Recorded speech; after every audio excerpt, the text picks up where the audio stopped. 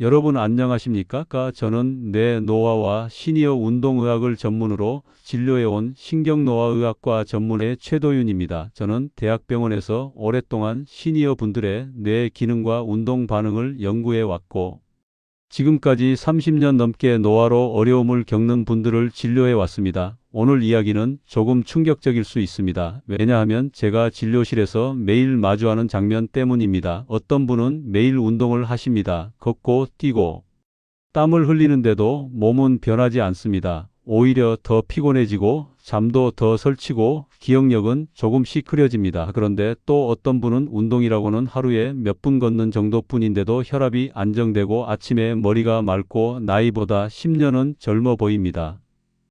여러분, 이 두 사람의 차이가 어디서 시작되는지 아십니까? 많은 분들이 그냥 체질 차이라고 생각하시지만 저는 단호하게 말씀드립니다. 아닙니다. 이 차이는 어느 날 갑자기 찾아옵니다. 그리고 한번 방향이 바뀌면 그때부터는 되돌리기 어렵습니다. 운동을 해도 효과가 없고 점점 더 피로해지는 분들에게는 공통적으로 나타나는 신호가 있습니다. 저는 그것을 세월의 자연스러운 흐름이라고 부르지 않습니다. 위험 신호라고 부릅니다. 저는 수십 년 동안 그 이유를 추적해 왔습니다. 그리고 결국 한 가지 결론에 도달했습니다. 이 한 가지만 모르면 운동을 아무리 오래 해도 몸은 변하지 않습니다. 하지만 이 한 가지만 제대로 알면 운동량이 적어도 뇌가 깨어나고 몸의 나이가 거꾸로 흘러갑니다. 오늘은 바로 그 무서운 차이를 만든 단 하나의 비밀을 말씀드리려고 합니다. 이 이야기를 아는 사람은 앞으로 건강이 안정됩니다. 하지만 모르는 사람은 지금 이 순간에도 뇌와 몸이 서서히 무너지고 있을 가능성이 큽니다. 그래서 오늘 내용은 절대로 중간에 끊어보지 마시고 끝까지 함께해 주십시오. 이 해답을 아느냐 모르느냐가 여러분의 앞으로 10년을 갈라놓을 수 있습니다.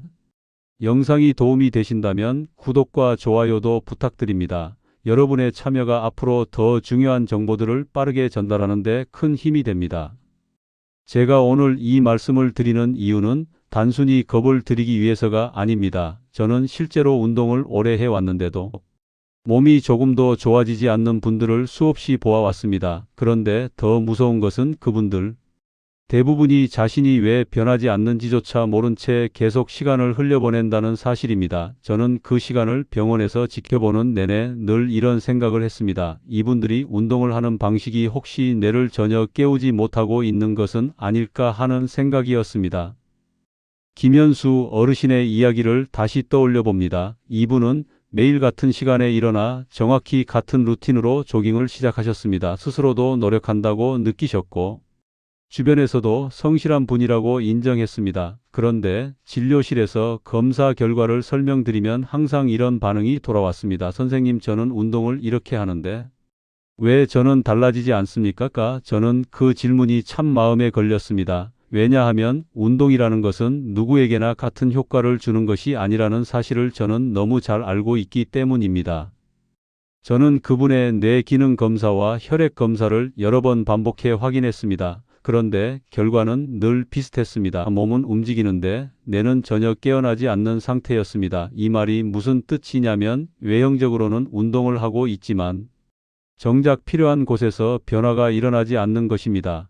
뇌가 깨어나지 않으면 근육도 효율적으로 반응하지 않고 호흡도 얕아지고 피로는 오히려 더 쌓입니다. 그렇게 되면 결국 운동을 해도 몸이 변화하지 않습니다. 그리고 어느 순간 피곤함이 먼저 찾아오고 의욕이 줄어들고 기억력과 집중력의 저하가 뒤따르게 됩니다. 저는 이러한 변화가 단순한 노화가 아니라 뇌가 보내는 첫 경고라고 생각합니다.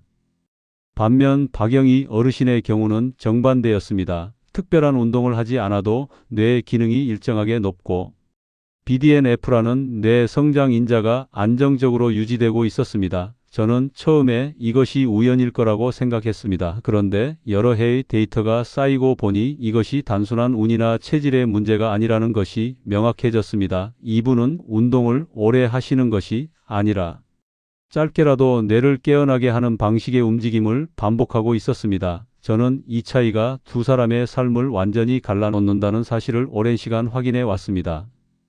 여기서 제가 강조하고 싶은 것은 이런 변화가 어느 날 갑자기 생기지 않는다는 점입니다. 내가 깨어나는 방식으로 운동을 하느냐 아니냐는 하루 이틀의 문제가 아닙니다.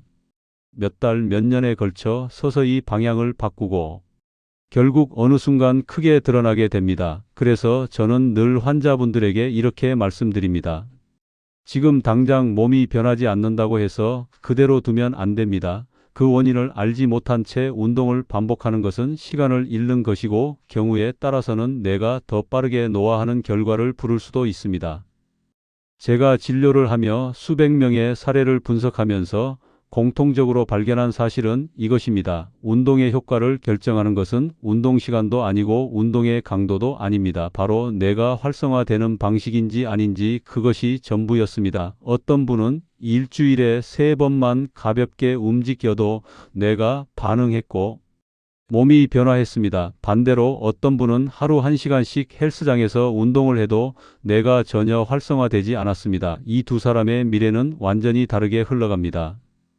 지금 이 방송을 듣고 계신 여러분도 분명 이런 경험을 하신 적이 있을 것입니다. 분명 예전보다 더 열심히 운동을 하는데도 몸이 가벼워지지 않고 아침에 피곤함이 더 느껴지고 기억력이 흐려진다든지 혹은 운동을 할수록 더 지치는 느낌이 드는 경우 말입니다. 이것은 여러분이 잘못해서가 아닙니다. 단지 내가 원하는 방식으로 운동을 하지 않았기 때문입니다. 지금부터 구체적으로 어떤 운동이 뇌를 깨어나게 하는지 그리고 어떤 습관이 여러분을 계속 같은 자리로 돌려보내는지를 자세하게 말씀드리겠습니다. 이제부터가 정말 중요한 부분입니다. 지금까지 운동이 변화를 만들지 못했다면 그 이유가 무엇인지 명확하게 이해하실 수 있을 것입니다. 이제 본격적으로 두 분의 결정적인 차이를 만든 뇌의 비밀을 설명드리겠습니다. 우리가 흔히 운동이라고 하면 몸을 움직이는 것만을 생각합니다. 심장이 빨리 뛰고 땀이 나고 숨이 차면 운동을 한 것처럼 느껴지지요. 그러나 제가 수십 년 동안 진료한 결과 운동의 본질은 몸이 아니라 뇌라는 사실이 분명해졌습니다. 뇌가 깨어나야 몸이 변하고 뇌가 깨어나야 피곤함이 줄어들며 뇌가 깨어나야 기억력과 집중력까지 함께 좋아집니다. 반대로 뇌가 반응하지 않으면 운동을 아무리 오래 해도 같은 자리에 머무르게 됩니다. 제가 진료실에서 보는 많은 분들은 대부분 이런 상태로 오십니다. 분명 운동을 하고 계십니다. 유산소도 하고 근력 운동도 하고 스트레칭도 합니다. 그런데 정작 본인은 왜 변화가 없느냐고 묻습니다. 저는 그 이유를 검사 결과를 통해 설명해 드릴 수밖에 없습니다. 뇌의 활동도는 그대로인데 몸만 억지로 움직이고 있기 때문입니다. 이렇게 되면 운동은 오히려 스트레스가 됩니다. 심장은 빨리 뛰지만 뇌는 활성되지 않고 근육만 피로해지고 피로 물질은 쌓이고 결국 며칠 지나면 더 지치고 더 무기력해지는 악순환이 반복됩니다. 반대로 박영희 어르신 같은 분들은 몸을 많이 쓰지 않아도 뇌가 먼저 깨어납니다. 이게 왜 가능하냐면 움직임의 방식 자체가 뇌의 회로를 자극하는 방향이었기 때문입니다. 걷더라도 한 가지 속도로만 걷지 않으십니다. 조금 빠르게 걷다가 잠시 천천히 걷고 다시 계단을 오르거나 길이 조금 바뀌면 그 변화를 자연스럽게 활용합니다. 이 단순해 보이는 움직임의 패턴이 뇌에서는 강력한 자극이 되어 뇌세포를 보호하는 물질인 BDNF가 폭발적으로 늘어납니다. 그래서 뇌가 젊어지고 다시 활발하게 움직이게 됩니다.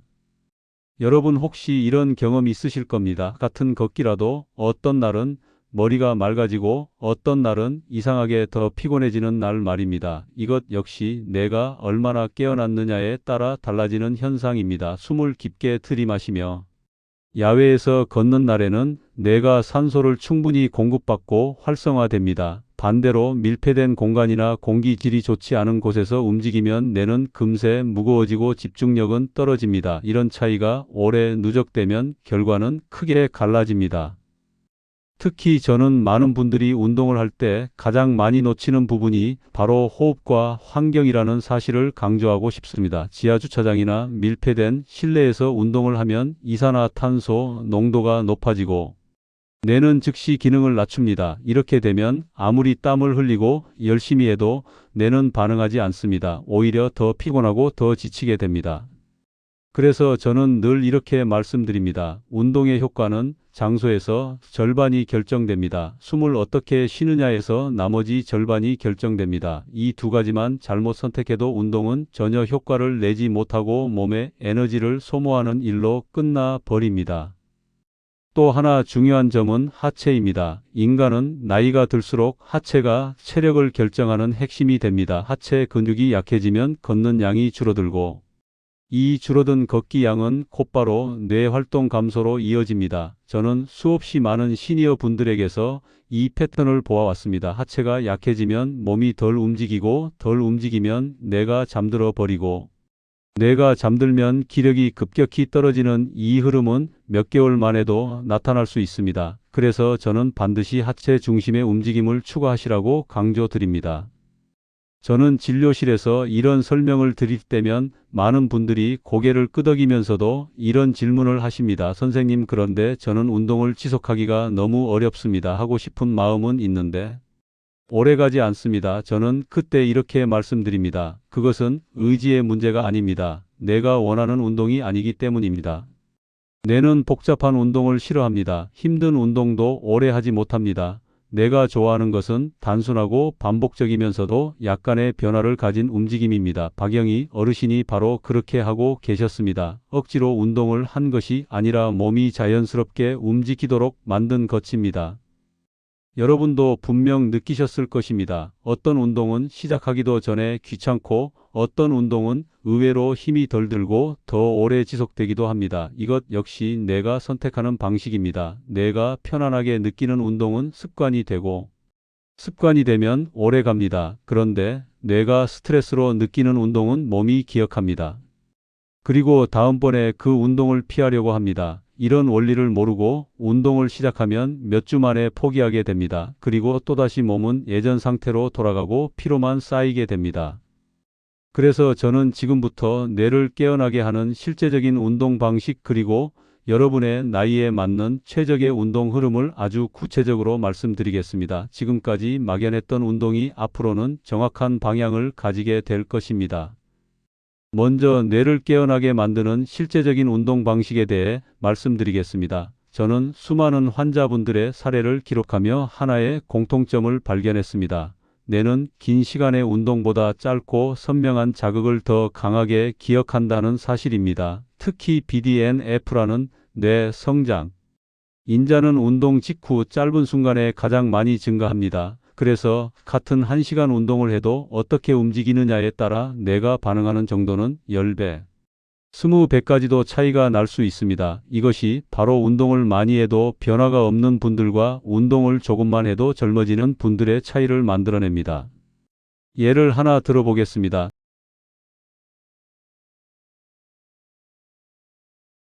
저는 어느 날 두 분에게 똑같이 1시간 운동을 하도록 했습니다. 한 분은 평소처럼 일정한 속도로 러닝머신을 걷게 했습니다. 다른 한 분은 걷다가 조금 빠르게 걷고 다시 천천히 걷고 가끔은 짧게 계단을 오르내리는 방식으로 20분만 움직였습니다. 그런데 놀랍게도 뇌 기능 검사에서는 20분만 움직인 분의 BDNF 수치가 훨씬 더 높았습니다. 저는 그 순간 다시 한번 확신하게 되었습니다. 운동의 양이 아니라 뇌가 깨어나는 질이 중요하다는 사실을 말입니다.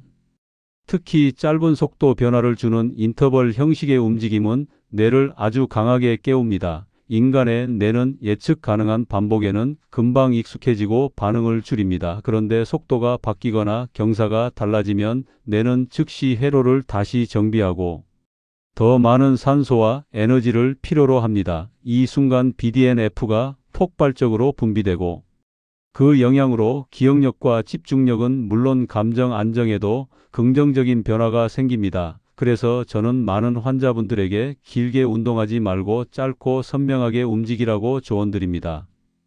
또 하나 중요한 점은 나이에 따라 내가 원하는 운동이 다르다는 사실입니다. 저는 환자분을 진료할 때 늘 나이를 먼저 물어봅니다. 왜냐하면 내가 반응하는 방식이 나이를 기준으로 크게 달라지기 때문입니다. 예를 들어 40대는 속도가 중요합니다. 뇌가 아직 속도 변화에 민감하게 반응하므로 조금 빠르게 걷거나 짧게 뛰는 것만으로도 뇌가 쉽게 깨어납니다. 그러나 50대가 되면 상황이 달라집니다. 이때는 하체가 중심이 됩니다. 하체 근육이 약해지기 시작하는 시기이기 때문에 속도보다 하체 움직임이 뇌를 더 강하게 자극합니다. 계단 오르기, 스쿼트, 벽 짚고, 버티기 같은 단순한 동작만으로도 뇌는 충분히 반응합니다. 60대 이후에는 호흡이 중심이 됩니다. 이때는 운동 자체보다 산소를 얼마나 깊게 들이마시느냐가 뇌의 기능을 결정하는 핵심입니다. 그래서 지나치게 힘든 운동보다는 리듬을 유지하면서 깊고 안정적인 호흡을 반복하는 것이 훨씬 효과적입니다. 70대 이후에는 리듬이 가장 중요합니다. 빠르게 걷고 늦게 걷고를 반복하는 자연스러운 리듬 변화가 뇌를 안정시키고 혈류를 고르게 만들어줍니다. 이때는 순간적인 강도보다 전체적인 움직임의 흐름이 훨씬 중요합니다. 이처럼 나이에 따라 뇌가 필요로 하는 운동이 다르지만 공통적으로 중요한 원리가 하나 있습니다. 바로 운동을 의지로 하지 않고 습관으로 만들어야 한다는 점입니다. 저는 많은 분들이 운동을 지속하지 못하는 이유가 의지가 부족해서가 아니라 내가 그 운동을 좋아하지 않기 때문이라고 설명드립니다. 내가 좋아하지 않는 운동은 몸이 자동적으로 피하려고 합니다. 반대로 내가 편안하게 느끼는 운동은 굳이 결심하지 않아도 저절로 하게 됩니다. 박영희 어르신이 오랫동안 건강을 유지한 이유도 바로 여기에 있습니다. 운동을 억지로 한 것이 아니라 몸이 움직이는 대로 자연스럽게 따랐던 것입니다. 여기서 여러분께 꼭 드리고 싶은 말씀이 있습니다. 운동을 하셨는데도 몸이 변하지 않는다면 그것은 여러분의 잘못이 아닙니다. 그동안 운동을 뇌의 관점에서 바라보지 않았기 때문입니다. 저는 환자분들께 늘 이렇게 말씀드립니다. 운동은 몸을 위한 것이 아니라 뇌를 위한 것입니다. 몸이 변하기 전에 뇌가 먼저 바뀌어야 합니다. 뇌가 깨어나면 몸은 반드시 따라옵니다. 이것이 수천 명의 환자분들을 보며 제가 확인한 절대적인 진리입니다. 지금부터 여러분이 앞으로 단 한두 달만 꾸준히 실천해도 확실하게 느낄 수 있는 변화를 구체적으로 말씀드리겠습니다. 이 변화가 나타나는 분들은 내가 젊어지기 시작했다는 명백한 신호입니다. 이제 여러분께서 앞으로 한두 달만 꾸준히 실천하시면 실제로 느끼게 되는 변화를 말씀드리겠습니다. 저는 오랜 시간 환자분들을 진료하면서 운동을 뇌 중심으로 바꾼 뒤 뇌가 반응하는 시점에 나타나는 공통적인 변화들을 기록해 왔습니다. 그리고 이 중에서 특히 의미 있는 7가지 신호가 있다는 사실을 확인했습니다. 이 신호가 나타나는 분들은 예외 없이 뇌가 젊어지기 시작한 상태였고 몸도 자연스럽게 따라오는 모습을 보여 주었습니다. 첫 번째 변화는 아침에 머리가 맑아지는 것입니다. 많은 분들이 나이가 들면 아침에 머리가 무거운 것이 당연하다고 생각합니다. 하지만 그것은 당연한 것이 아닙니다. 뇌의 회로가 활성을 잃고 산소 공급이 부족할 때 나타나는 전형적인 신호입니다. 그런데 뇌가 깨어나는 운동을 꾸준히 하신 분들은 대부분 이렇게 말하십니다. 선생님, 요즘은 눈을 뜨는 순간 머리가 맑습니다. 하루가 훨씬 길게 느껴집니다. 저는 이 변화가 바로 뇌 기능이 되살아나는 첫 번째 신호라고 설명드립니다.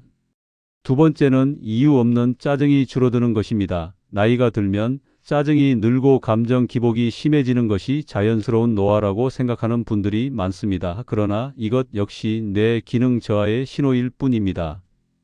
뇌의 전두엽과 변형계는 운동을 했을 때 분비되는 BDNF의 영향을 크게 받습니다. 그래서 뇌가 활성화되면 자율신경이 안정되고 감정의 진폭도 줄어듭니다. 환자분들은 종종 이렇게 말씀하십니다. 선생님, 예전에는 작은 일에도 예민했는데 요즘은 마음이 편해지고 여유가 생겼습니다. 저는 이 말을 들을 때마다 뇌가 다시 균형을 찾았다는 것을 직감합니다. 세 번째 변화는 걷는 속도가 빨라지는 것입니다. 걷는 속도는 단순한 걸음걸이가 아니라 뇌 기능을 가장 정직하게 보여주는 지표입니다. 뇌의 회로가 활성화되면 신체 반응 속도가 빨라지고 균형 감각도 향상됩니다. 그래서 뇌가 깨어나기 시작한 분들은 의식하지 않아도 발걸음이 가벼워지고 자연스럽게 속도가 붙습니다. 이 변화는 특히 50대 이후에서 아주 중요한 의미를 가지며 저는 이 신호가 나타나면 뇌가 확실하게 반응하고 있다고 말씀드립니다. 네 번째 변화는 잠드는 속도가 빨라지는 것입니다.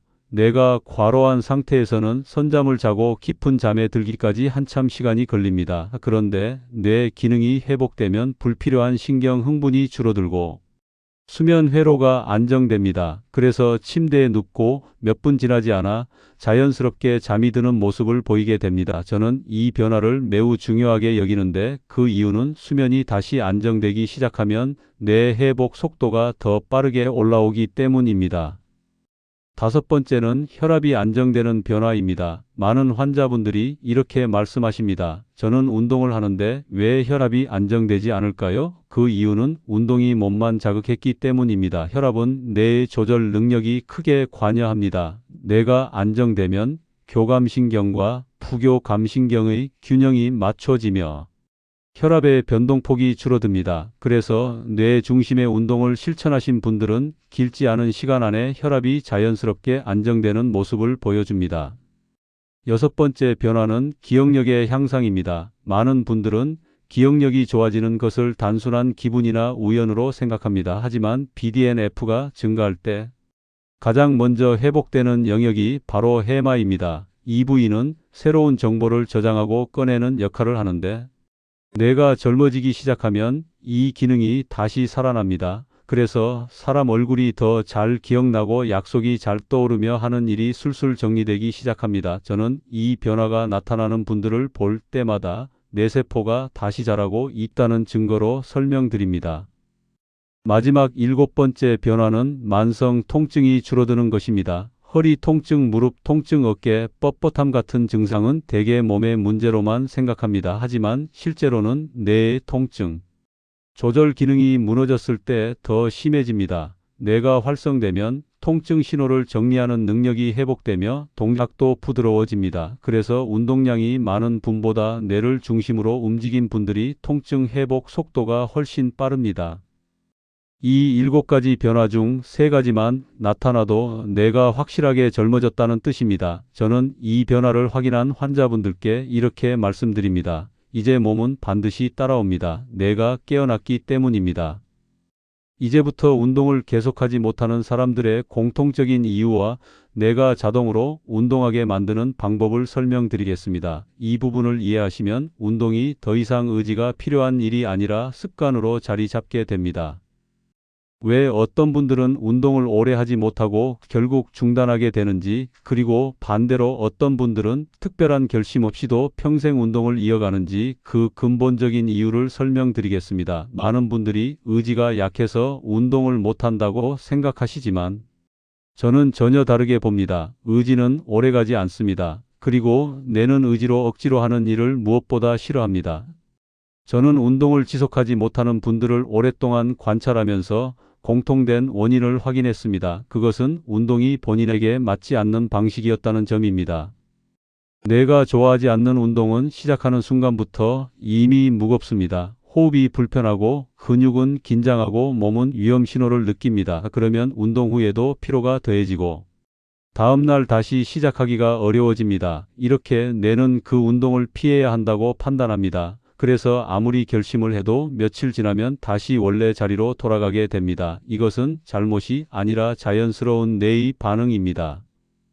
예를 들어 40대가 20대 때 하던 운동을 그대로 따라하면 뇌는 과부하를 느끼고 긴장 상태가 됩니다. 50대는 하체 근력이 약해지는 시기라 갑작스러운 무거운 운동은 뇌가 위험 신호로 받아들이게 됩니다. 60대 이후에는 깊은 호흡이 먼저 안정되어야 뇌가 운동을 안전하게 받아들일 수 있습니다. 70대 이후에는 빠르고 느린 리듬이 자연스럽게 섞인 움직임이 가장 효과적입니다. 이처럼 나이에 따라 뇌가 요구하는 움직임이 달라지는데 이를 무시하면 운동은 결국 지속되지 않습니다.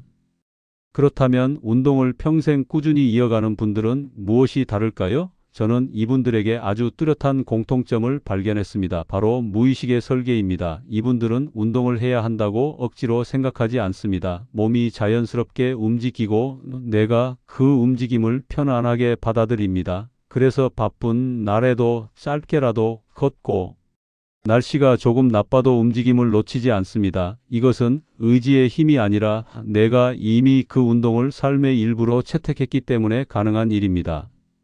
또한 이런 분들은 건강이라는 개념이 몸속에 자리 잡아 있습니다. 그래서 과식이 줄고 단 음식을 멀리하게 되고 늦은 밤 활동이 자연스럽게 줄어듭니다. 수면도 깊어지고 아침은 가벼워집니다. 운동 역시 의무가 아니라 자연스러운 생활의 한 부분이 됩니다. 저는 이 상태를 건강 개념이 몸에 뿌리내린 상태라고 설명드립니다.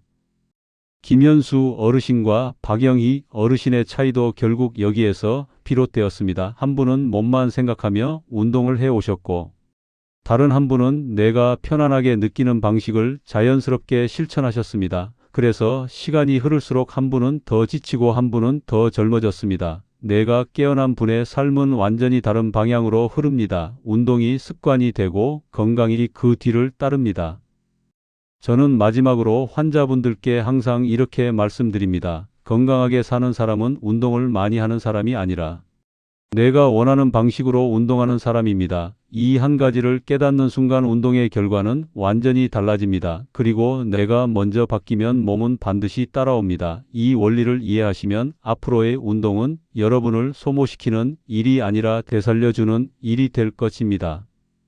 오늘 온돌방 건강 편지를 함께 해주신 여러분께 진심으로 감사드립니다. 이 내용이 여러분의 건강 변화에 작은 전환점이 되기를 바랍니다. 여러분의 하루가 더 가벼워지고 머리가 더 맑아지고 움직임이 더 편안해지길 진심으로 응원합니다. 영상이 도움이 되셨다면 구독과 좋아요를 눌러주시기 바랍니다. 여러분의 참여는 앞으로 더 정확하고 깊은 건강 정보를 전달하는 데 큰 힘이 됩니다. 다음 시간에도 여러분의 건강을 지키는 이야기로 다시 찾아뵙겠습니다.